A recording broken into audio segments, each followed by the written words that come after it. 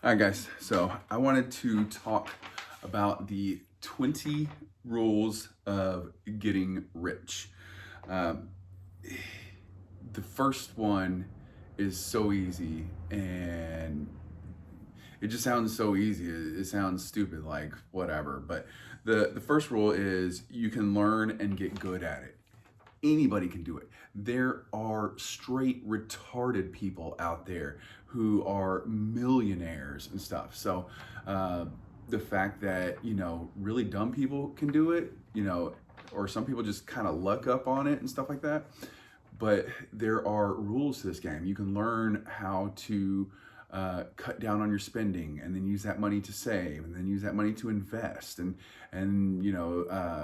get promotions and start your own business and invest in stock markets. Like, you can learn all these things. It's not a cheat code. Like, anybody can do it. There's rules, and I have videos on saving and investing and starting your own business and all that stuff. So literally anybody can do it, but you have to take the time to do it. That's the problem. Most people don't take the time to learn the rules and then apply them, and that's why most people just kind of stay poor peasants their whole life. Rule number two is you have to love money. I'm not saying be like, uh,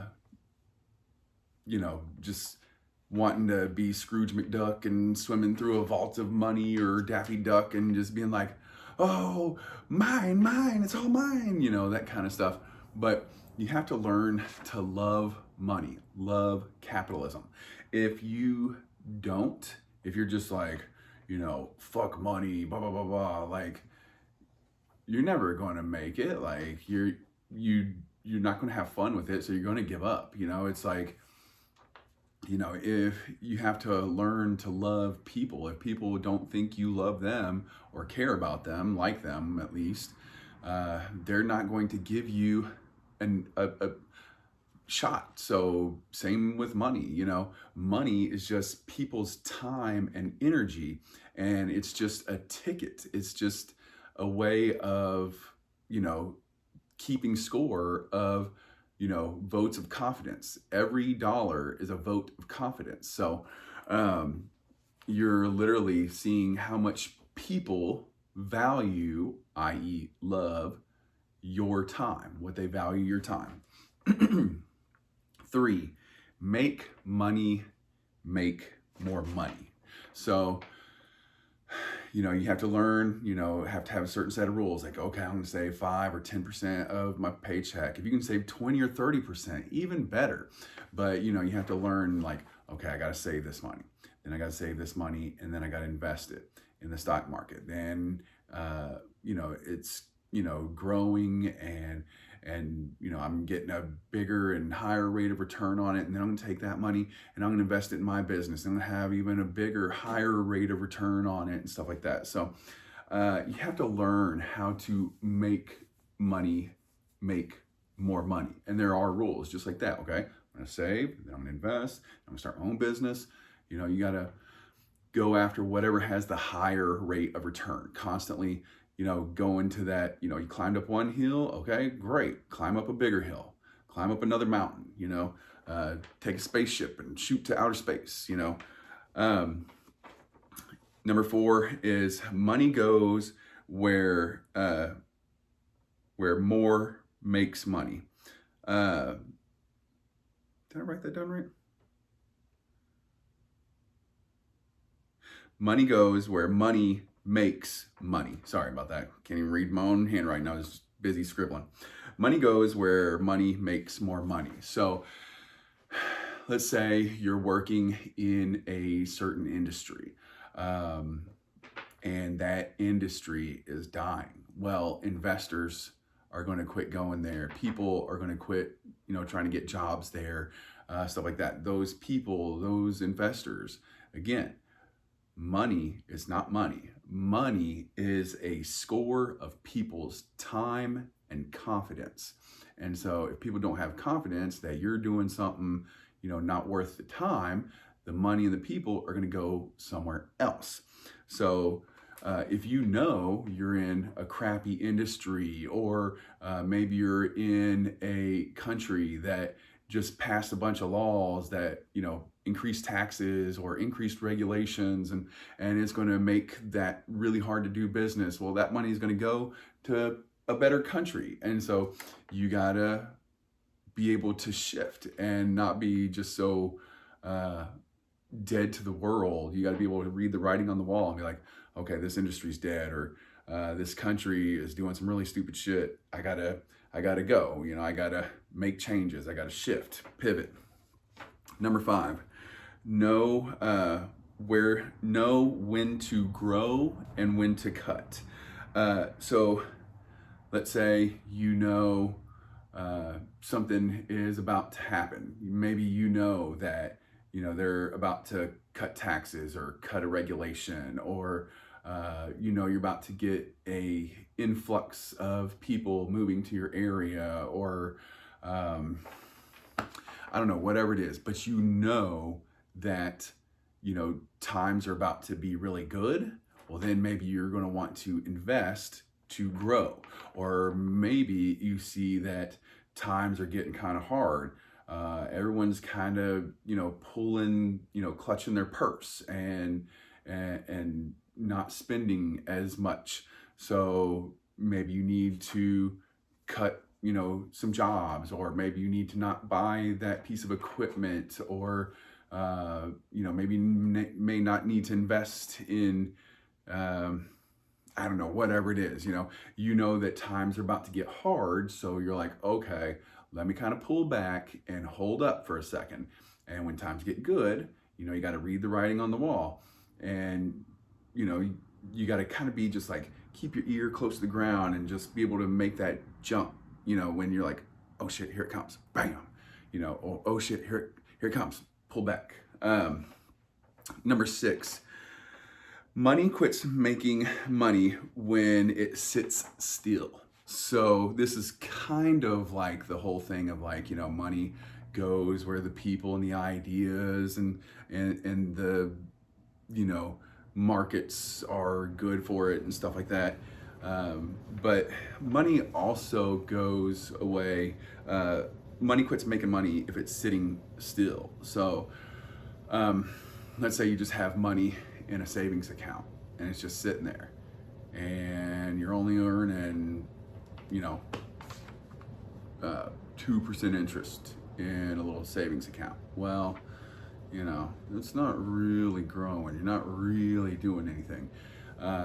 And money, people, investors, employees, customers, everyone want to go where it's growing, because think of it as a plant. Like, a plant grows and it bears fruit, and when it's dying, no one wants to eat a dead, rotten piece of fruit. So number 7 is have savings for hard times. Now, I know I've talked about taking your money and putting it in savings and putting it in investing and stuff like that. Yes, you want to take that money and put it and grow, get a higher rate of return. But this is a crisis savings. This is a 3 to 6 months amount of money you have set aside, just sitting there chilling in case times get hard. And I don't mean like, oh, well, we couldn't pay our bills this month. Like, maybe you might have to cut some spending for next month and kind of balance that out. I'm talking about like when economies crash, when shit really hits the fan. You need to have something, not like, oh, I haven't had a job in 2 months and my bank account's dry and I still can't find another job. Now I got to dip into my savings kind of shit. You need to have that crisis money. But same for on the personal level, businesses need to have crisis savings accounts too. So number 8, don't buy flashy things. That watch, that jet, that $40 million mansion, all that shit. Live within your means. One, when you're more humble, humble, I don't know, however you want to say it. People see that and go like Warren Buffett. He just drives like an F-150 and, you know, goes to McDonald's and stuff and just lives kind of like, you know, a kind of chill life. And, you know, people respect him for it. The guy who's wearing Armani suits and got a Rolex on and got a jet, and then the next month he's bankrupt, people go, ha. So what you should have been doing is taking that money and saving it and then investing it into something else, or putting it back into, like, you know, setting up a crisis fund and stuff like that. So don't buy flashy things. It never pans out. Never, ever, ever. Number 9, know your tax rules.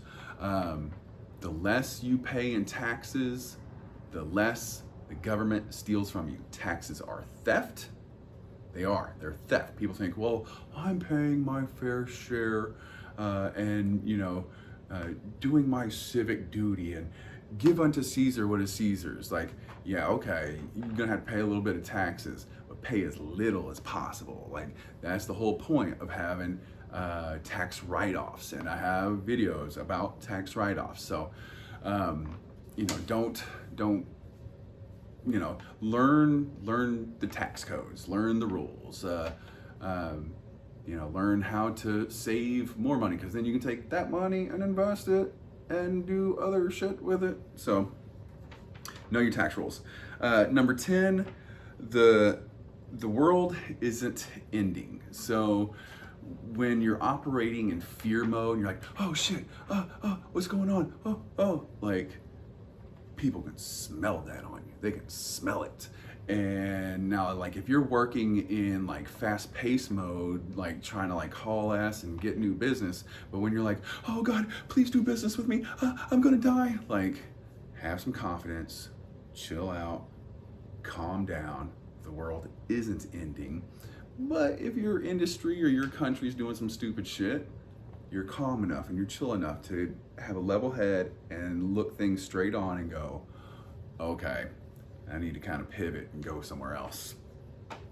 Number 11, know your politicians. The thieves and the liars. That's all politicians. They're all thieves and liars. I don't care if you're Republican. I don't care if you're Democrat. All of them are thieves and liars. Not a one of them are good. Not a one. I'll stand by that statement to the day I die. Never heard of a good politician. People say, well, what about JFK and Abraham Lincoln and George Washington and stuff?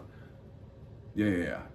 Just all that good shit that's in the history books, trust me, there's plenty of other shit. If you dig deep enough, if you're a real historian, you'll find out that they did some fucked up shit too. George Washington owned some slaves, God damn it. Abraham Lincoln didn't really want to free the slaves. So none of them are really good.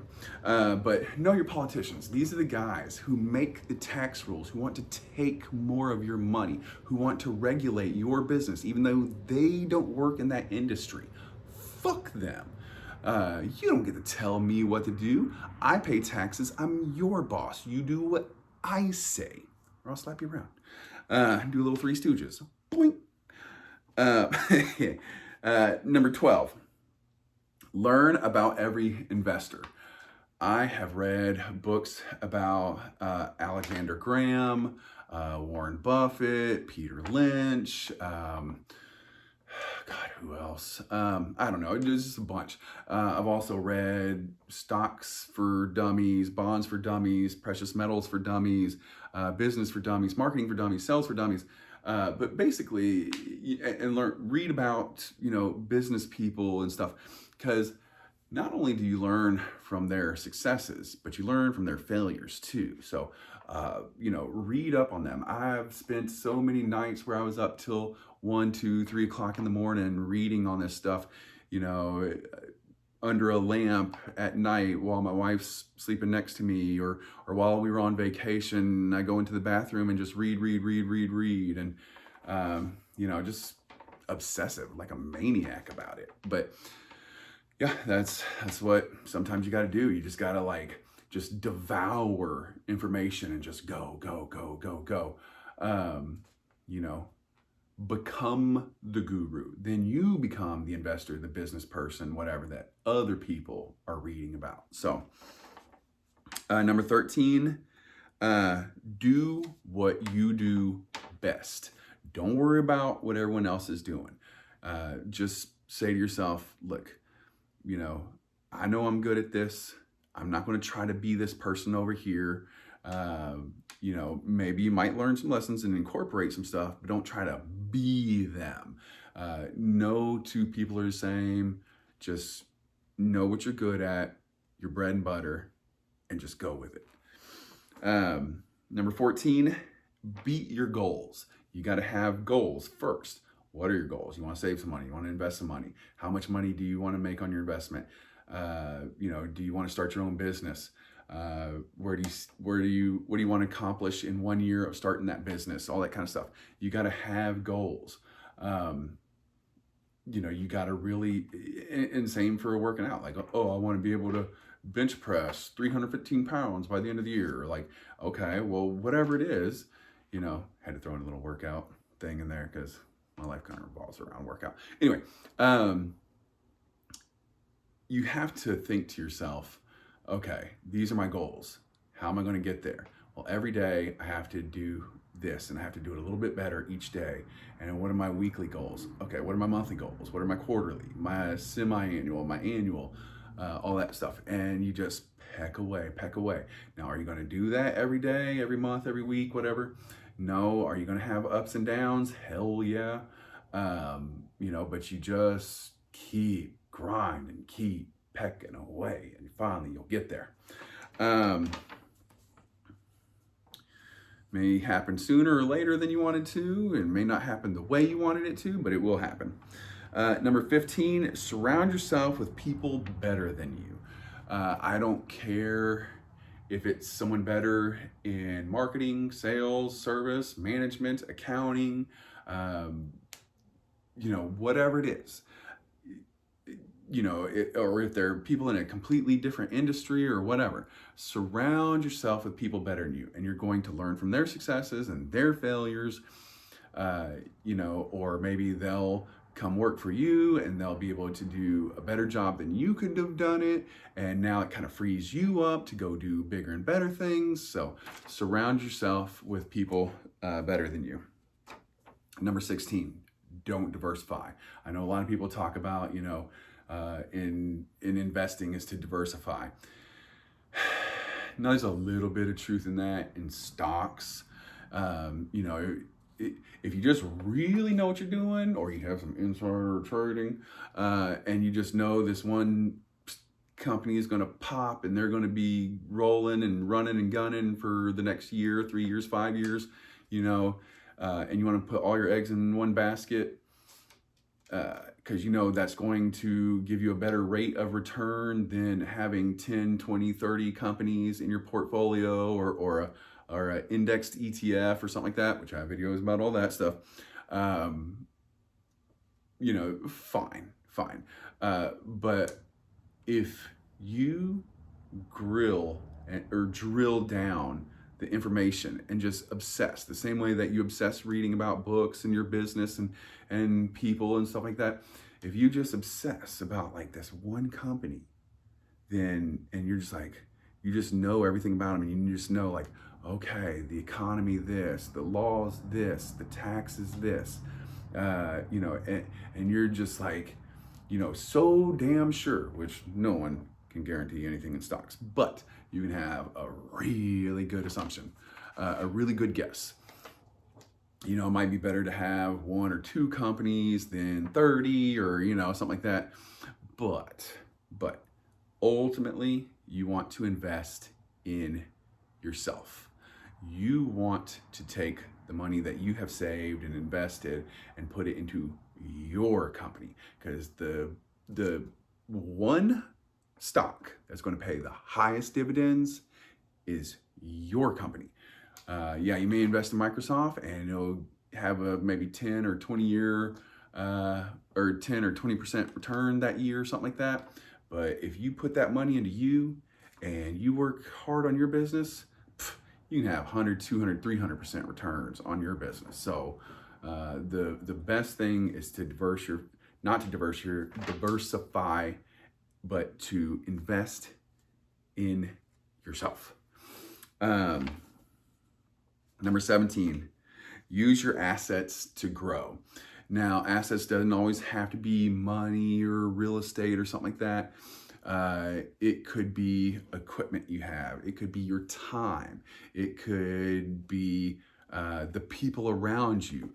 Use these things to leverage yourself to the next level. Like, yeah, you can use them to get a bank loan, but then you got to pay them back interest. And I think that's slavery. The better way to do that would be to maybe use all that stuff to buy another company that's going to, you know, like kind of work with your current business to help you both grow. So, you know, that's what I think, using your assets to grow.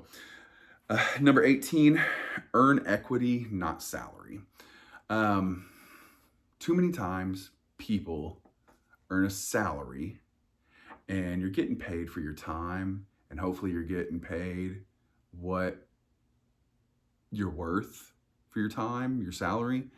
But honestly, the better way is to have stocks in a company, be a part owner of that company. That way, when it's time to cash out, you're getting the big payday. You get a little bit of money now to get a shitload later. All those people who are getting salaries, they're just thinking about right now, like, oh, I can make more money now, but I have no stock. So when I quit, that's it, I have nothing. Well, with this, you may have less money, but when you sell or, you know, quit or whatever, boom, you have a big payday at the end. And it's usually a lot more than you earn over time of your salary. It greatly exceeds. Number 19, the more people make money, the more people want to make money with you. Basically, there's like I don't remember exactly how it goes, but there's like a Jewish, I don't want to call it proverb or whatever, but you know, the reason a lot of Jewish people are very wealthy is because when they make money, they keep it usually in the Jewish community, and they like to have other people work for them or work with them, and they do businesses with their, you know, people that they're associated with and they affiliate with, and so they're less likely to you know, break loyalty and break ties and stuff like that. But there's the saying is like, you'll become wealthy if you can make other people rich, right? So basically the thing is, people want to work with and for people that are going to make them, you know, rich and wealthy. And if you can make them rich, you'll become wealthy. But if you can make them wealthy, you're going to become stupid wealthy. You're going to become, you know, Rockefeller, you know, Rothschild kind of rich shit. You know, but okay. So, and then number 20 is never be satisfied. Oh, I've got $10 million. I've got $100 million. I've got $1 billion. And what, you think, you know, if you sit back now, like that money can't just disappear?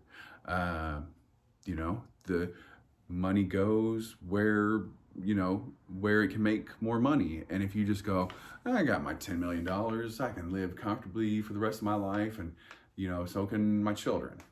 Yeah, maybe, but, you know, maybe not. You have to never be satisfied. Even if I was the richest man in the world, I would go, I want to have my money and the second richest man in the world's money.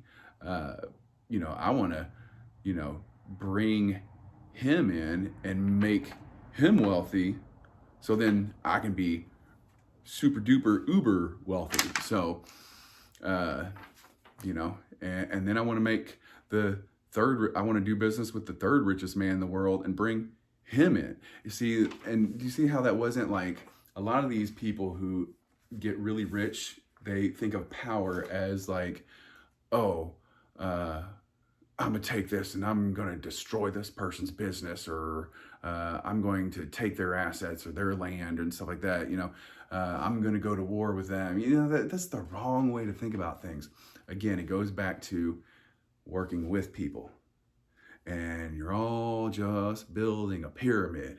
So I know it sounds like pyramid scheme, but you're not building a pyramid scheme. Is a pyramid of a deck of cards that can come falling over. You want to build a pyramid, it's like the Egyptian pyramids. That shit ain't going nowhere. So, all right, guys, that's the 20 rules. You want to become successful? Do that. Do it with a hustle, an obsession, a drive, a hunger that can never be stopped. You know, just grind like hell. Learn everything you can, do everything you can, show your passion for it, and people will see, oh, Ryan knows what he's talking about. Oh, Ryan's done it before. Oh, let me do that also. So, all right, guys, that's it. Subscribe, share, comment, like.